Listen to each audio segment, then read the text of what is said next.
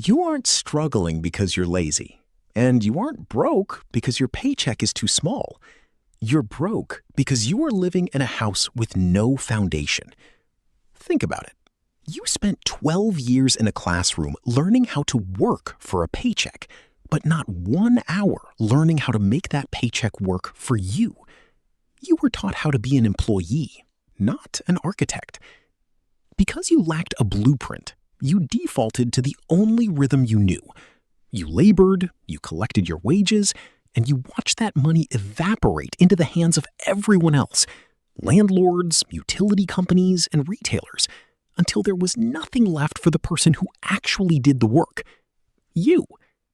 You've been running a marathon on a treadmill, exhausted, but exactly where you started. Here is the cold reality. The people who are truly free aren't working harder than you. They've simply stopped using the survival blueprint and started using a wealth blueprint. These are the structural rules of the game that aren't taught in textbooks. Over the next few minutes, I'm handing you the master plans. We're going to dismantle the way you view income, build a dual-engine system for your cash, and implement a decision filter that stops your future from leaking away. This isn't just advice. It's the engineering required to build something that lasts. Most people suffer from a leakage problem. It's a structural failure in their spending order. It usually looks like this. Money comes in, you satisfy your obligations, you treat yourself because you earned it, and then you look for savings in the leftovers. But hope is not a financial strategy. If you save last, you will always save nothing. The wealthy operate on a priority inversion. They don't wait to see what's left after the world takes its cut. They take their cut first. This is the wealth tax you pay to your future self.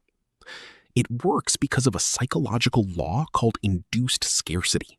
If $3,000 lands in your account, your brain perceives $3,000 as the operating limit.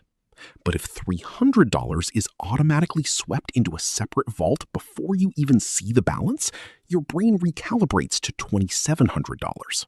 You don't feel the loss, yet your foundation grows in the dark. While the average person negotiates with themselves every month, should I save this time? The architect removes the choice entirely. They build a machine that automates freedom so that discipline isn't even necessary. Imagine your finances as a ship. Most people have one engine, their own physical labor. If they stop rowing, the ship stops moving. But the wealthy have two. Engine 1 is your active engine. It's your job, your time, and your effort. This covers the cost of the voyage, rent, food, and life. Engine 2 is your passive engine. This is money that has been assigned a specific mission, to go out and find more money. This engine is built from index funds, real estate, or compounding assets.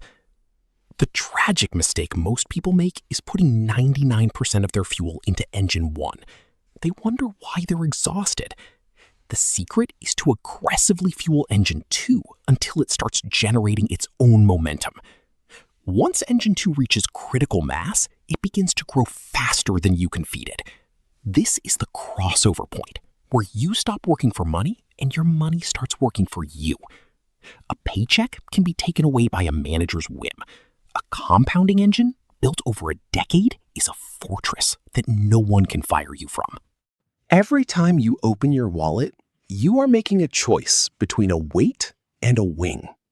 The average person asks, "Can I afford the monthly payment?"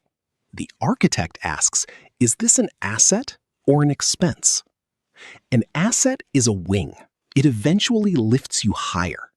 An expense is a weight. It pulls your ship down. Most of what we are told are milestones are actually weights. That brand new car, it's a weight that loses value the second you turn the key. That lifestyle upgrade when you got a raise, that's lifestyle creep, a silent leak in your hull. The architect doesn't live a small life, they live a strategic life. They buy their assets first, so that their assets can eventually buy their luxuries. If you want a $500 a month car, you don't use your paycheck, You use the growth from engine 2. When your growth money pays for your fun money, you've won the game. Until then, you're just decorating a cage. None of these mechanics matter if you don't change the person behind the wheel. The real reason most financial plans fail isn't because the math is hard. It's because your identity is misaligned.